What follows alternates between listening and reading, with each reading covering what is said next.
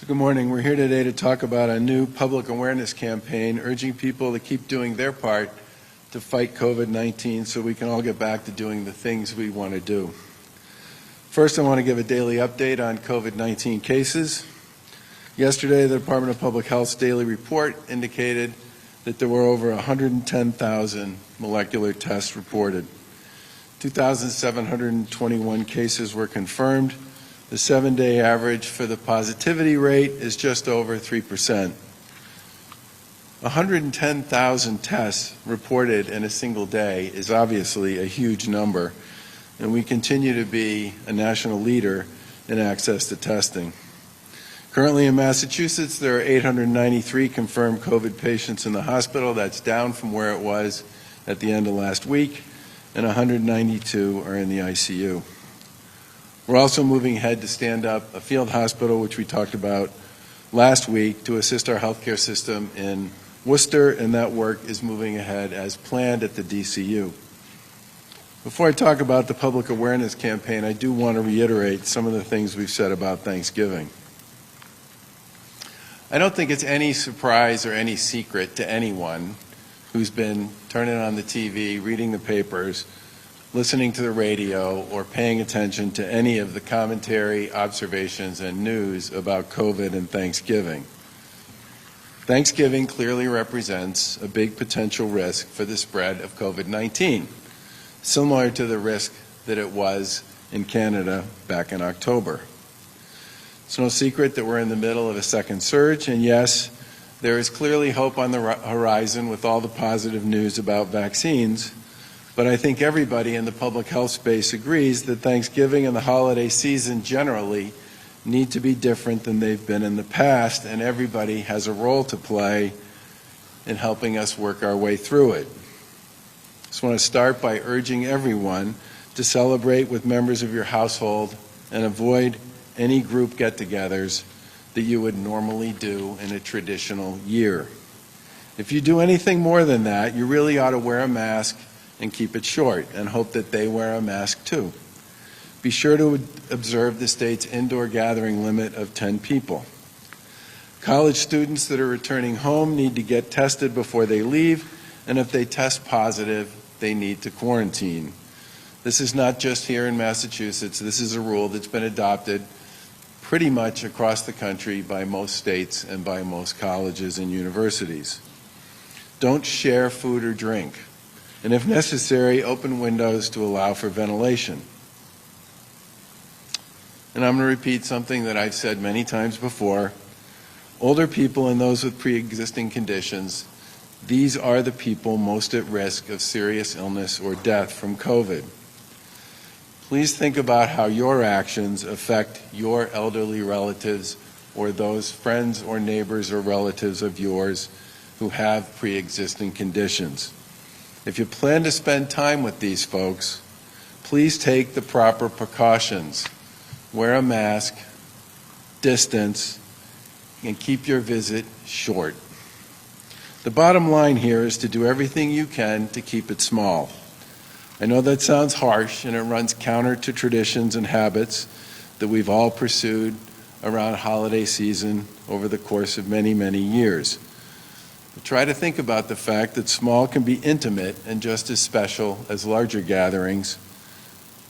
And larger gatherings are simply not worth the risk to you or your loved ones. The data on this one's pretty clear. Spending a lot of time indoors with many family and friends is exactly how the virus spreads. The biggest single driver of the spread in COVID-19 in Massachusetts these days is household spread. Big gatherings for long periods of time indoors during this holiday season, people being familiar and casual with people they're familiar with, is exactly the type of thing that will spread the virus.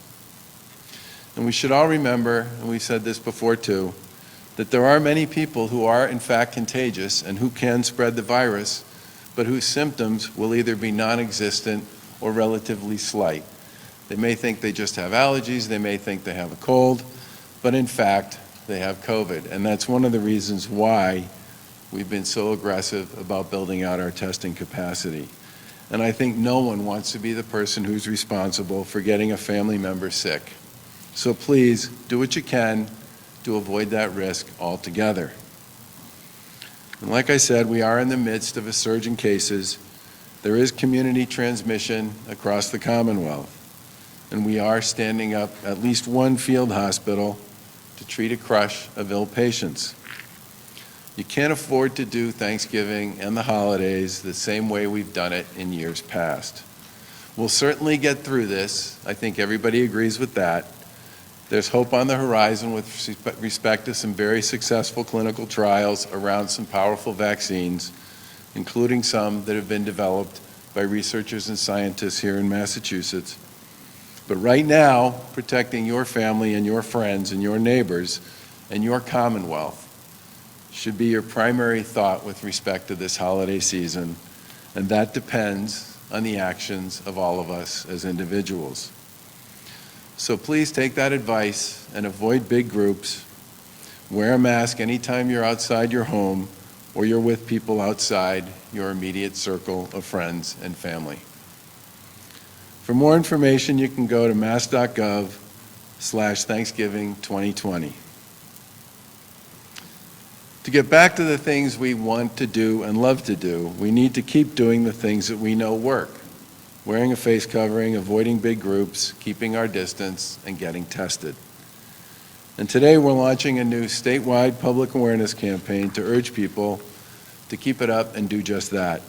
The campaign is called Get Back Mass, and it's a reminder that we must continue to fight so we can get back to the things we love to do.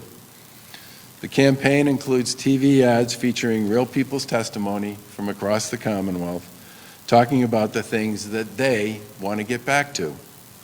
Spending time with friends and family, going to concerts, bringing kids to play dates. COVID has robbed us of those things and so many more. For months, we've been using a variety of channels to remind the public about the things we need to do to fight COVID-19.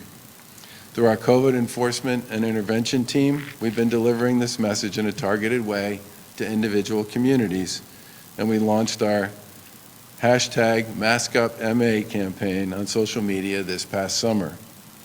From buses to passed out flyers, cell phone alerts and print media in several languages, we've been chasing every outlet we can to get the right message in front of the right people. This campaign makes clear that we can, in fact, get back to the things we want to do if we wear face coverings, keep our distance, and get tested. It'll run on digital platforms in several languages, and in TV ads it will run in English and Spanish. The digital ads and TV ads both launched yesterday and will run through February. We're also distributing Get Back Mass posters to stores across Massachusetts.